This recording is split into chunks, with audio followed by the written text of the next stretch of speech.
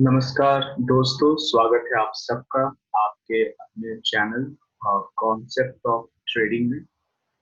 और आप लोगों में से बहुत सारे लोग जो मुझे फ़ोन करते हैं ट्रेडिंग सीखने के लिए, या जो प्रोफेशनल ट्रेडर बनना चाहते हैं।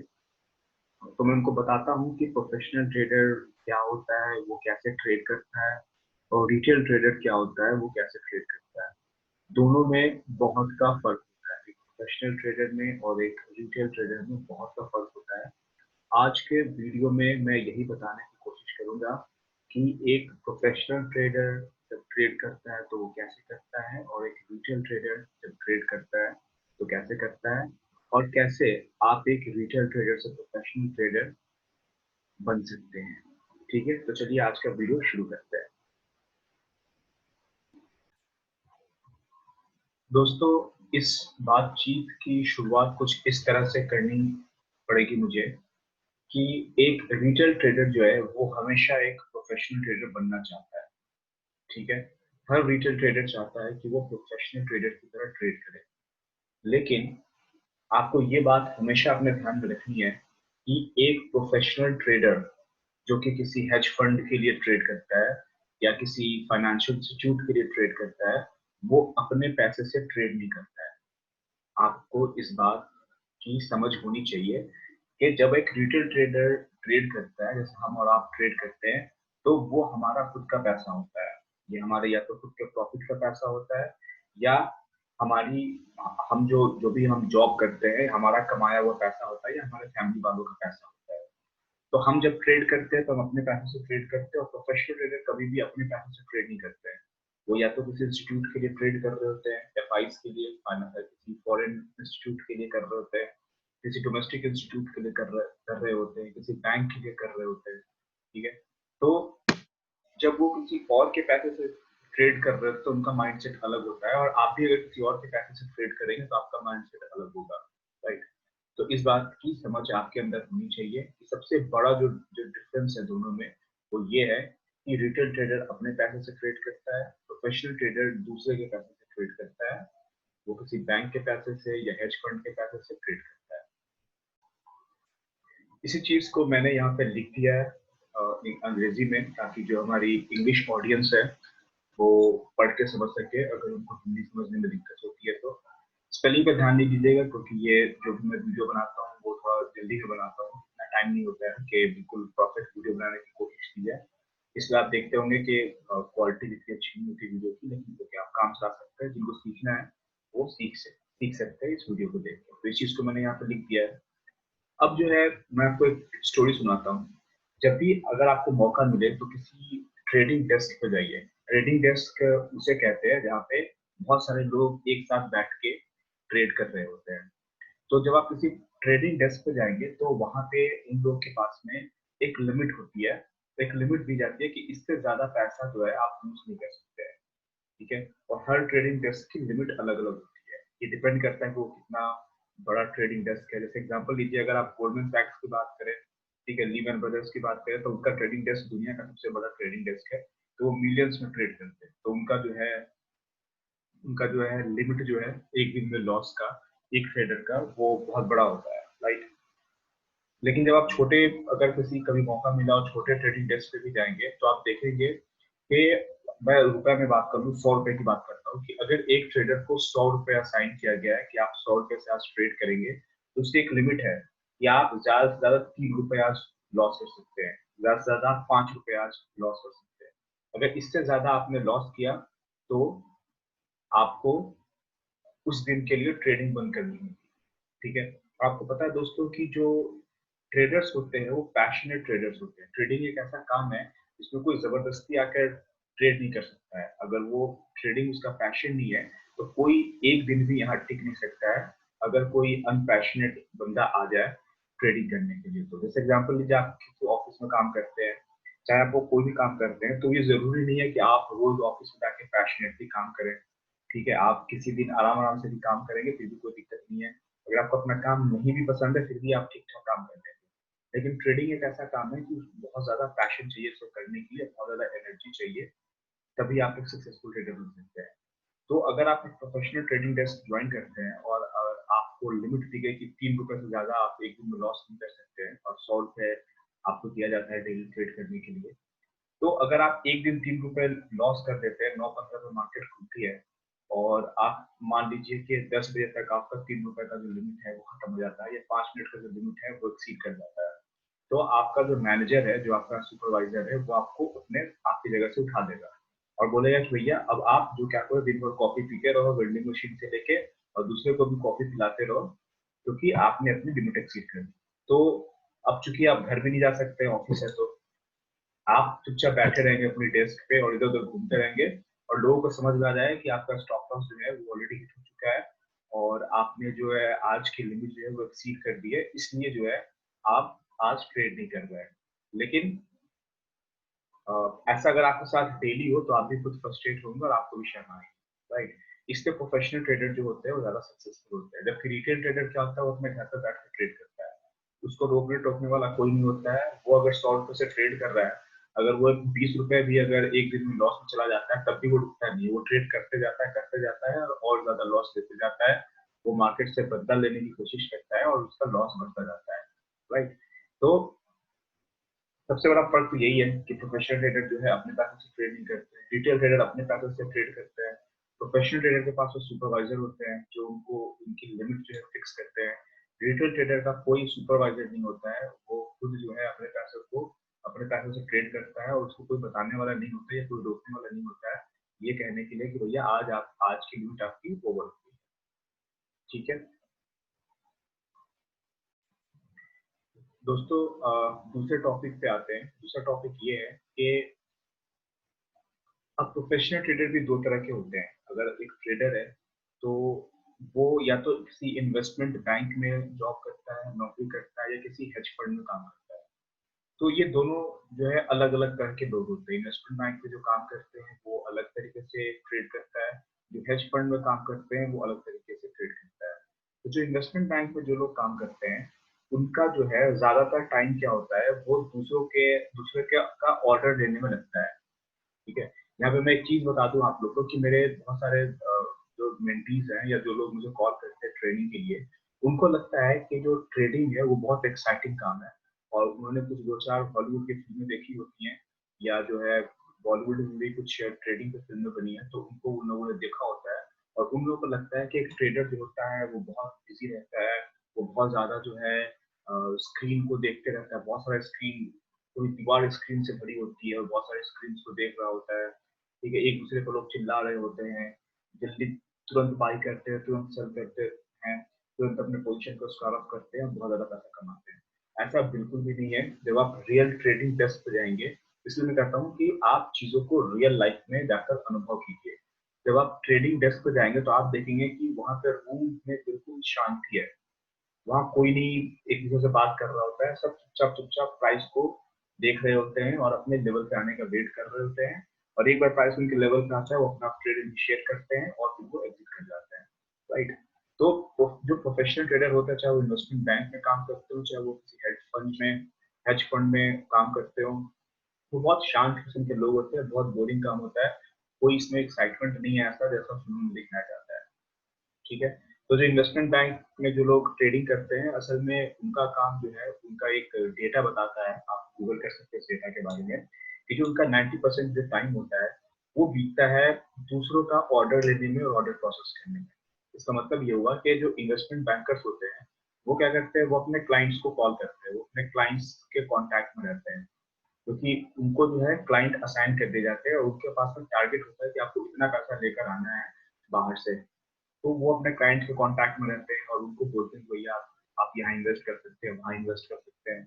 तो उनका क्लाइंट उनको कॉल करता है और वो फोन पे अपने क्लाइंट से ऑर्डर लेते हैं और ऑर्डर को प्रोसेस करते हैं। जैसे आप अगर कुछ बाई और सेल करते हैं तो आपका ऑर्डर आपका ब्रोकर प्रोसेस करता है, राइट? अगर आप ऑनलाइन ट्रेड करते हैं, खुद से ऑर्डर डालते हैं, तो आप तो ऐप से या फिर अपने लैपटॉप पर ऑर्डर प्रोसेस कर देते हैं।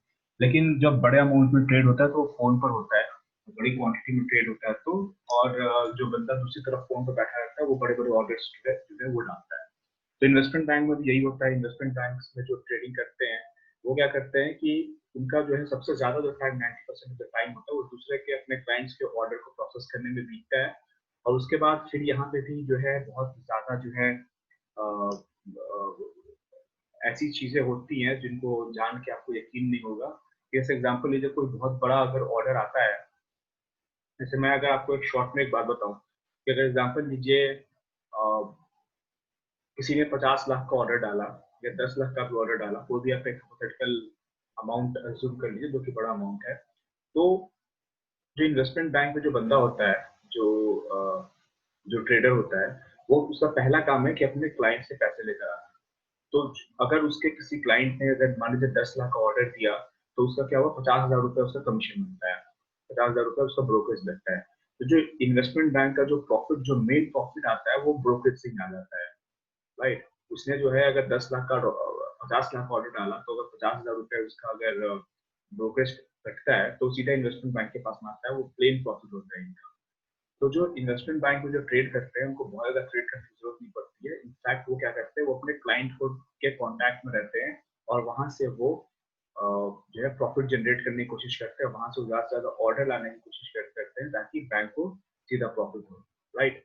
और कई बार तो वो रिवर्स ट्रेड डालते हैं। एग्जाम्पल लीजिए, उनको किसी क्लाइंट ने कोई ऑर्डर डलवाया, अगर वो उसमें वॉल्यूम कम है तो वो क्या करते हैं, वो रिवर्स ऑर्डर वो खुद डाल देते हैं अपनी तरफ से और उल्टा अपने क्लाइंट को लॉस करा देते हैं।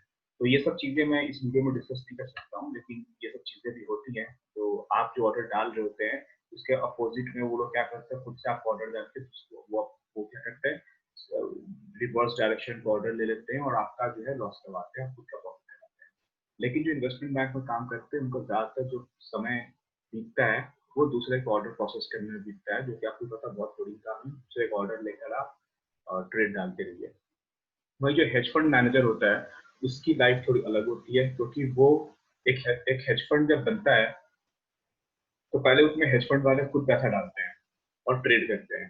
उसके बाद वो बाहर का पैसा एक्सेप्ट करते हैं।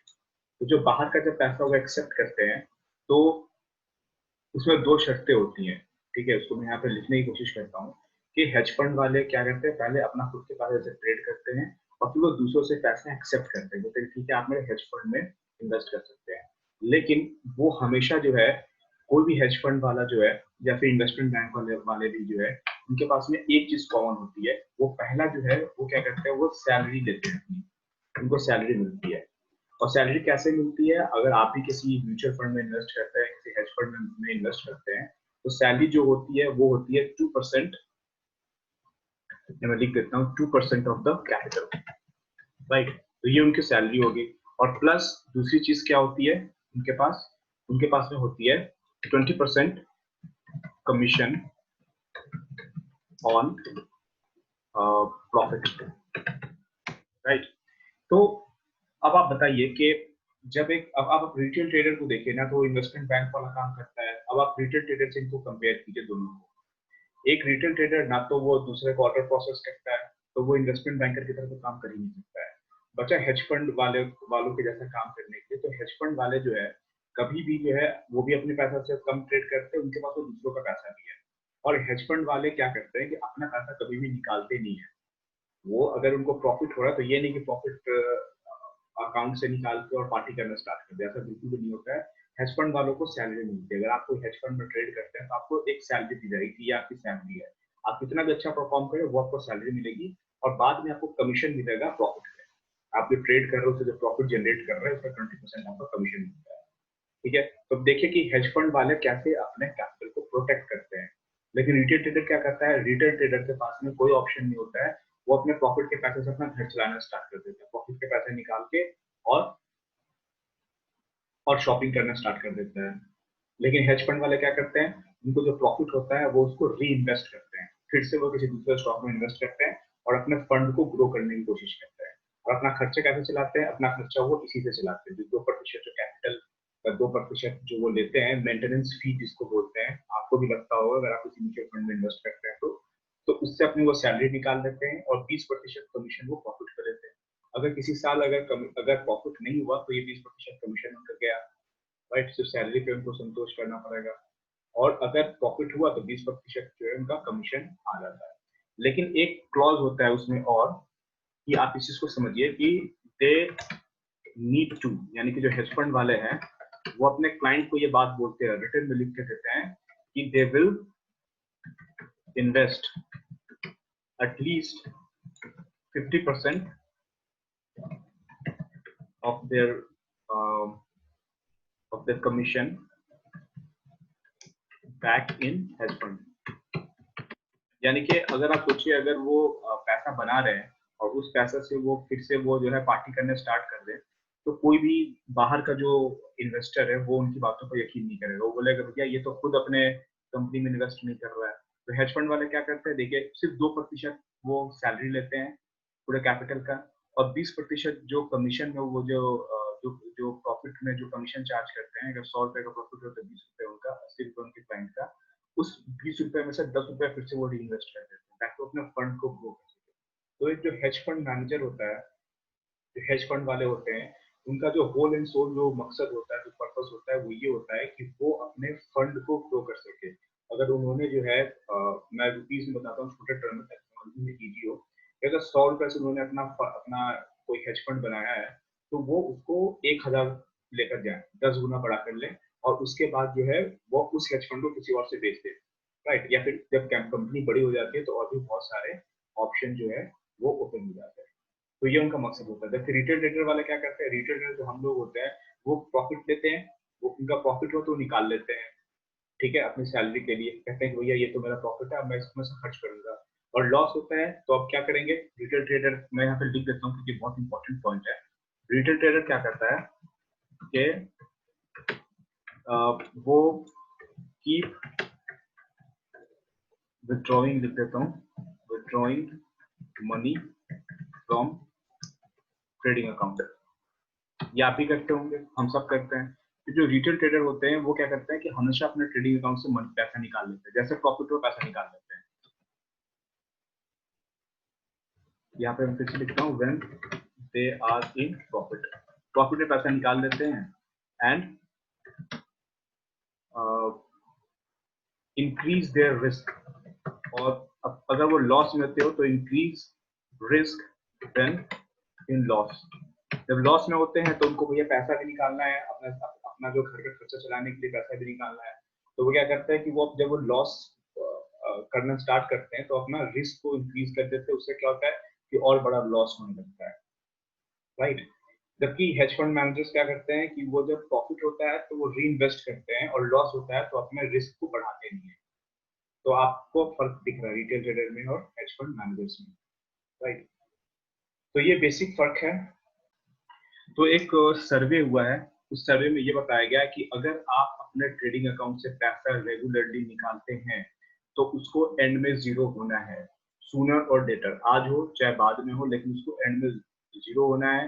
आप फिर से पैसे डालेंगे, फिर से ट्रेड करेंगे, और एंड में फिर से वो जीरो होगा, ठीक है। तो मैं यहाँ पे लिख देता हूँ कि do not ever withdraw money from your trading account. इस बात को आप याद रखेंगे।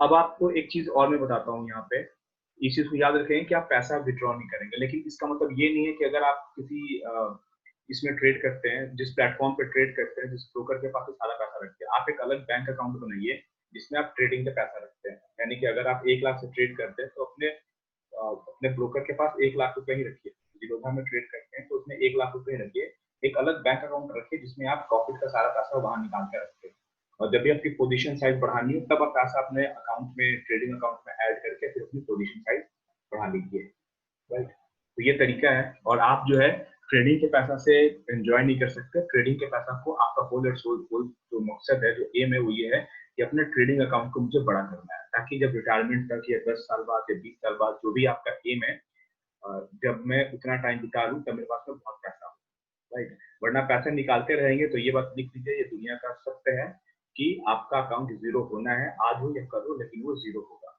ठीक है। एक लास्ट पॉइंट मैं डिस्कस करूंगा और आज का वीडियो में खत्म करूंगा क्योंकि बहुत लंबी वीडियो हो चुकी है। तो लास्ट पॉइंट ये है कि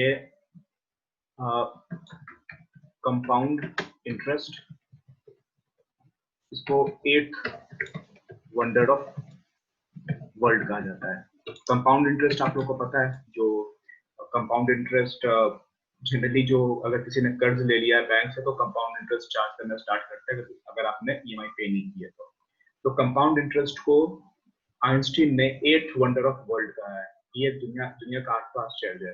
ठीक है, तो पावर ऑफ कंपाउंडिंग को आप कभी नहीं भूलिएगा। इसलिए मैंने कहा कि अगर आप अपने ट्रेडिंग अकाउंट से पैसा नहीं निकालेंगे तो वो बहुत बड़ा होगा, आज नहीं तो कल वो बहुत बड़ा होगा। अगर आपको ट्रेडिंग आती है तो आप जो है बहुत बड़ा पैसा बना सकते हैं, लेकिन अगर पैसा निकालते रहेंगे तो फिर कभी बड़ा पैसा नहीं बनेगा। क्यों? क्योंकि यहाँ पे कंपाउंड इंटरेस्ट आता है, 1 से 2, 2 से 4, 4 से 8, 8 से 16। लेकिन 1 से 2, 2 से 4 और 4 में से फिर एक आपने निकाल लिया तो 3, तो फिर 3 से फिर क्या होगा? 6 होगा, 6 से 12 होगा, आपने 2 निकाल लिया तो 10 हो गया, फिर 10 से 20 हो गया, फिर 20 से 2 आपने निकाल लिया तो 18 हो गया, तो 40 की जगह 36 होगा। तो इस तरह से आप देखेंगे कि कंपाउंड इंटरेस्ट बहुत इंपॉर्टेंट है। आपको पावर ऑफ कंपाउंडिंग को समझना होगा और अपने पैसे को बिल्कुल भी विड्रॉ नहीं करना है, आपको री इन्वेस्ट करते जाना है। और जब आप लॉस में हो तो अपने रिस्क को बढ़ाना नहीं है। ठीक है, मैं आपसे एक क्वेश्चन पूछता हूँ कि एक क्वेश्चन में कंपाउंड इंटरेस्ट के बारे में मैं आपसे पूछता हूँ। क्वेश्चन ये है कि अगर आप 10,000 से ट्रेड करना स्टार्ट करते हैं, ठीक है, मैं यहाँ पे लिख देता हूँ, वीडियो थोड़ी लंबी हो रही है लेकिन अपोलोजाइज। 10,000 रुपए से स्टार्ट ट्रेडिंग करते हैं, स्टार्ट ट्रेडिंग, ठीक है, और आपका रिटर्न जो है वो 2% है, 2% पर मंथ। ये बहुत छोटा सा रिटर्न है जो आप सुनकर आप हंसेंगे, बोलेंगे इतना तो मैं बिना ट्रेडिंग सीखे बना दूंगा। ठीक है, तो अगर आप बना सकते हैं, बहुत अच्छी बात है, बनाना स्टार्ट कीजिए। 10,000 रुपए से आप ट्रेड करना स्टार्ट करते हैं, 2% पर मंथ बनाते हैं, आप 10 लाख 10 लाख कितने दिनों में बना लेंगे? इस 10,000 को 10 लाख में कितने दिनों में आप कन्वर्ट कर लेंगे? आपको मैं आंसर बता देता हूँ, आप खुद से भी कैलकुलेट कर सकते हैं। 7 ईयर्स, 7 साल में 10,000 जो है वो आपका 10 लाख में चेंज हो जाएगा। तो अब 10,000 छोड़िए, अगर आप एग्जाम्पल लीजिए 1 लाख से स्टार्ट करते हैं तो 1 लाख 7 साल में आपका 70 लाख बन जाएगा।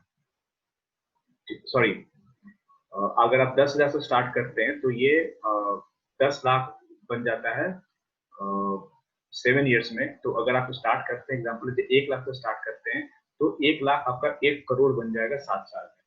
आप सोचिए कि अगर आप 1 लाख से ट्रेडिंग स्टार्ट करते हैं, 2% पर मंथ कमाते हैं, तो 7 साल में वो 1 करोड़ बन जाएगा। ठीक है, तो पावर ऑफ कंपाउंडिंग को आप बिल्कुल भी नहीं भूलिएगा। तो ये आज की क्लास थी, आई होप आप लोगों को पसंद आई होगी। नेक्स्ट क्लास में मैं इसके आगे की डिस्कशन जो है कंटिन्यू रखूंगा।